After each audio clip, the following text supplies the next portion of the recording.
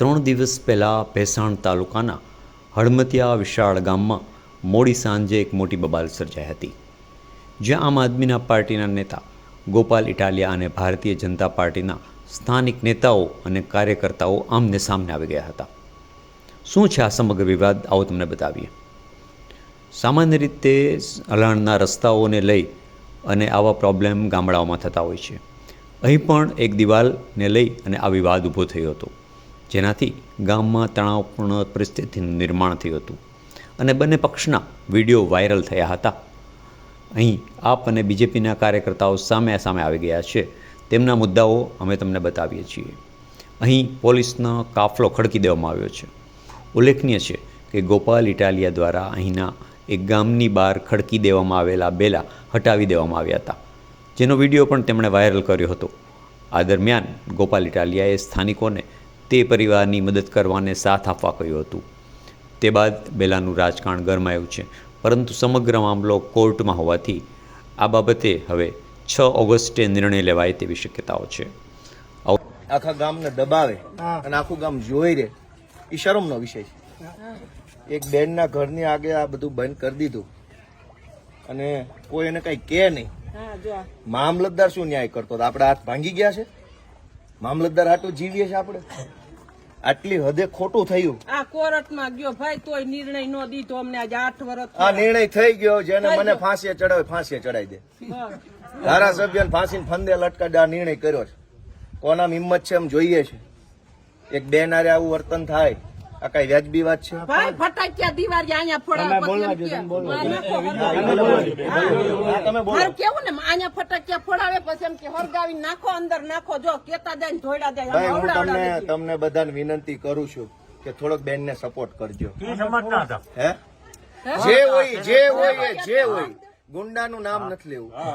તમે બધા ભવિષ્યમાં ગમે જ્ઞાતિના હોય, બધી જ્ઞાતિના છે, બધા ધર્મના માણસો. ખોટું થતું હોય ત્યાં બોલવાની ફરજ તો બધા ધર્મમાં લખી છે કે નથી લખી? બધાના પોતપોતાના ધર્મ ગ્રંથોમાં છે કે નહીં? તો આ બેન ને બીજી વાર હતો, હું પાછો આવીશ. જો કોઈને બહુ મોટી હવા ભરાઈ ગઈ છે, ભાઈ ગણિત નુરાભાઈ, કોઈને બહુ મોટું ભાજપની હવા ચડી ગઈ હોય, કિરીટ પટેલની હવા ચડી ગઈ, હું પાછો આવીશ અને એ દિવાલની જેસીબી નો એક ટલ્લો મારી દઈશું. થોડાક દીખમો મને નવરા પડે, મશીન લઈને હું આવીશ અને કોણ મને ફાંસી ચડાવું જોઈ લઈશ. આટલી હદે નાગાઈ કરવાની, આટલી હદે દાદાગીરી. ભાજપના માણસ એટલે આપણે રેકોર્ડિંગ કરીને પછી બધાને બાટે. ના બાટે પણ અમે આપી દો આખી ગુજરાત ને, બતાવો કે બેન આરે ભાજપના ગુંડાઓ છે એ કેવું વર્તન કરે. આ મેન ગેટ છે, થોડાક પાછા હટીને બતાવો તો. બધા પાછા હટી જાવ, શું ઘટના બની. આ મેન ગેટ છે બેનના ઘરનો. થોડા ભાઈ પાછા હટી જાવ, બધા નીચે હટી જાવ. હટી જાવ બધા, બતાવો તો, બેલા બતાવવા દો. હટાવો. આ બેનનું ઘર છે. આ વિશાળ હળમતિયા ગામ છે, ભેસાણ તાલુકાનું. આ મેન ગેટ છે એનો. હવે અહીંયા ભાજપના માણસે બેલા મૂકી દીધા અહીંયા સળંગ. આ બધા અમે હાથે અડસેલ્યા. 8 વર્ષથી આ ગેટ બંધ કરી દીધો. આવી નાગાઈ કરવાની, દાદાગીરી. શું કામ? તો કે હું ભાજપનો માણસ છું એટલે દાદાગીરી કરી. શું કામ? આ ભાઈ સીધા માણસ છે. આ બેલા અહીંયા મૂકી દીધા. અહીં સુધી લાઈન હતી અત્યારે. આમ આ ગેટની બહાર કેમ નીકળવાનું? તો બેને મને આજે હું ગામમાં આવ્યો, ફરિયાદ કરી, કીધું હાલો આપણે કાઢી નાખીએ બેલા. મામલતદાર શું કાઢવાનું? બરાબર. મામલતદાર ભાઈ આવતા જોઈને મુદ્દા પર જોઈને પાછા વયા જાય. ભાઈ બધા ભાજપ થી બીવે છે, ભાજપની લાજ કાઢે છે. આજે અમે ભેસાણ તાલુકાના વિશાળ હળમતિયા ગામે આ બેનના ઘરનો ગેટ ખુલ્લો કર્યો છે. જે ભાજપ વાળા મોકાતું હોય મને ફાંસીએ ચડાવી દે, હું જોઉં છું કોણ મને કઈ ફાંસીએ ચડાવે. આટલી હદે નાગાઈ કરવાની ગામડામાં ગરીબ માણસો હારે, નાના માણસો હોય, ગરીબ માણસો હોય, કિરીટ પટેલ જ કરાવે છે કે અહીંયા બેલા ગોઠવી દીધા ઘરની આમે 8 વર્ષ સુધી સળંગ. તો બહાર કેમ જવાનું? અંદર કેમ આવવાનું? પાયો કાઢ્યો ને તાર વંડી સણવા નહોતા દેતા. હાઈ પાયો ચોખ્ખો કરે એટલે બેલા ન્યા સણાવી દેતા. આ તો અમારા કડી આવે ચોખ્ખી કરીને આ દિવાલ કરી. બીજી વાર અહીંયા બે બેલા જો હલાવે ને, અમે જેમ નાખ્યા છે એમાં હલાવે ને તો મને ફોન કરી દેજો. જેમ પડ્યા છે ને એમાંથી હલાવે ને તો મને કહી દેજો. હું જોઈશ કોણ પાણી વાળો ભાજપ વાળો છે.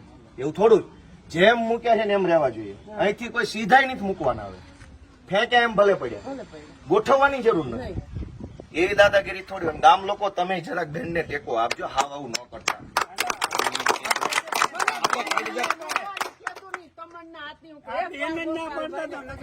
કાંઈ વાંધો નહીં. હવે હું બધાની રજા લઉં છું. ટેકો રાખજો જરા. બરાબર. હાલો. હું ભૂપત માલવિયા ભેસાણ તાલુકા ભાજપનો ઉપપ્રમુખ છું અને હાલમાં ગામમાં ઉપસરપંચ તરીકે ફરજ બજાવું છું.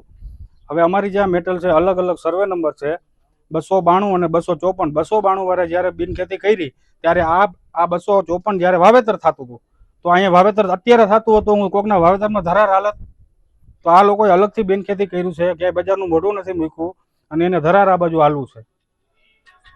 રસ્તો ક્યારનો બંધ છે?